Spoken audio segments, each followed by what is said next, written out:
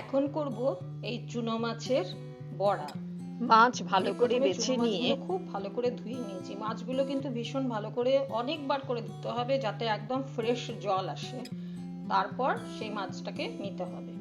Fresh জল না আসা পর্যন্ত কিন্তু মাছগুলোকে ধুয়ে যেতে হবে এবং খুব আলতো হাতে, যাতে এগুলো চুনো মাছ তো যেন ভেঙে না যায়। এরপর দিয়ে দিচ্ছি আমি হলুদ, দিয়ে দিলাম হলুদ আর দিলাম নুন, এরপর দিলাম আমি নুন, ব্যাস। এরপর এটাকে একটু সামান্য মাখিয়ে নিয়ে তারপর আমি বেসন আর পেঁয়াজ দিয়ে মাখবো। এই নিয়ে নিয়েছি বাটিতে নুন হলুদ মাখা চুনো মাছ। এরপর এর সঙ্গে মেশাচ্ছি পেঁয়াজ,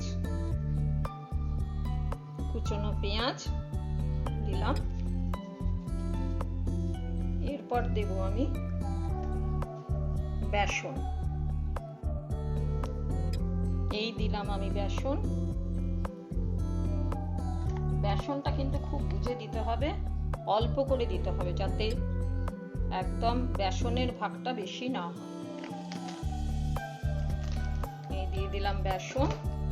এবার আমি এটাকে ভালো করে মেশাবো। যদি সামান্য জল লাগে তবে জল দিয়ে মেশাচ্ছি, খুব সামান্য, সেটা বেশি না।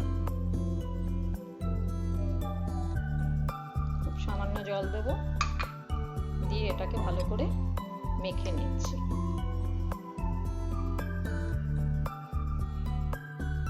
এই দেখো, যা বেসন দিয়েছি তাতে কিন্তু আমার আরেকটু বেসন লাগবে, তার জন্য আমি আর 1 চামচ বেসন দিচ্ছি।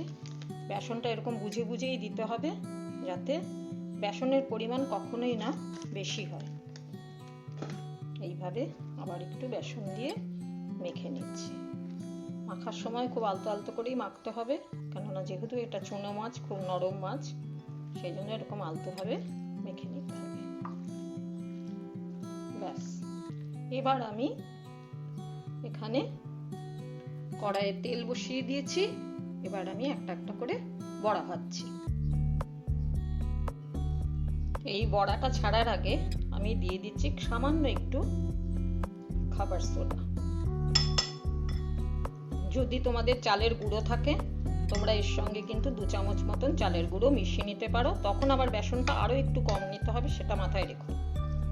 আমার যেহেতু চালের গুঁড়ো নেই তাই আমি একটু খাবার সোডা বা বেকিং সোডা যাই বলো না কেন, এটা বেকিং সোডাই, এটাই আমি দিলাম। এবার আমি কড়াইয়ে আমার তেল গরম হয়ে গেছে। এবার আমি এখানে বড়াগুলো ছাড়ছি।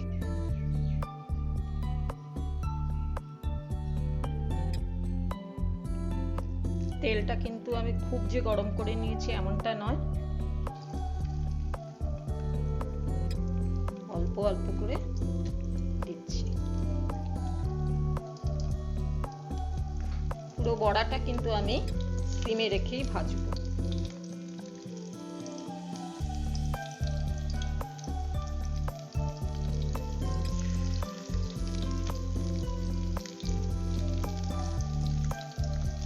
যখন ছাড়ছি তখন একটু হাই ফ্লেমে রেখেছি, এরপর কিন্তু আমি এটাকে সিম করে নিয়ে ভাজবো। তা না হলে যেগুলো ওপরের দিকে বা নিচের দিকে থাকবে মাছ, সেগুলো ভালো ভাজা হবে, আর ভেতরের গুলো কিন্তু ততটা ভাজা হবে না। তার জন্য আমাকে সিমে রেখে ভাজতে হবে।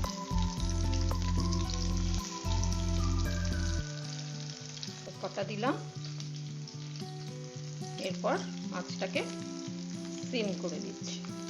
এবার এটা হতে থাক। দেখো, কিছুক্ষণ সিমে রেখে ভাজার পর এবার আমি ওপিট উল্টাবার আগে এবার কিন্তু আমি গ্যাসটা হাই করে দিলাম। কারণ আমি এবারে বড়াগুলোকে উল্টাবো। এইভাবে বুঝে বুঝেই বড়াগুলো তোমাদের করতে হবে। এই উল্টে দিচ্ছি।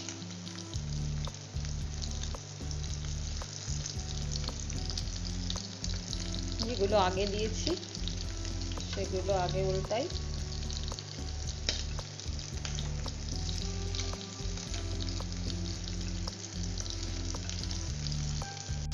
খুব আস্তে আস্তে কিন্তু প্রত্যেকটা বড়া উল্টে দিতে হবে।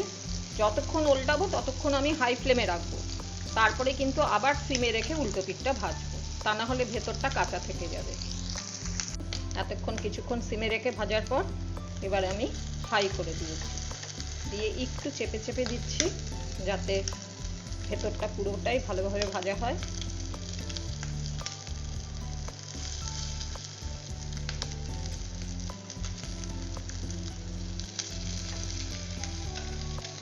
বেশ ভালো মতনই ভাজা হয়ে গেছে।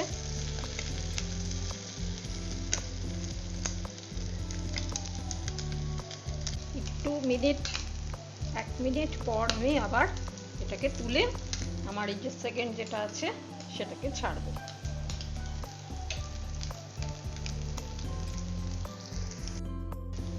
দেখো পুরোই এটা বেশ ভালো মতন হয়ে গেছে। এবার আমি তুলে এখানে রাখছি। এখন তোলার সময় কিন্তু আমি পুরো সিম করে রেখেছি, কারণ ভালো মতন ভাজা হয়ে গেছে, নইলে পরে তুলতে তুলতে অন্যগুলো পুড়ে যেতে পারে। এই আমার তৈরি হলো চুনো মাছের বড়া। তোমরা ঘরে করে খেও, আশা করি তোমাদের সকলেরই খুব ভালো লাগবে। আমার চ্যানেলটি সাবস্ক্রাইব করো, তোমাদের কমেন্ট জানিও, পারলে শেয়ার করে দিও। সকলকে ধন্যবাদ।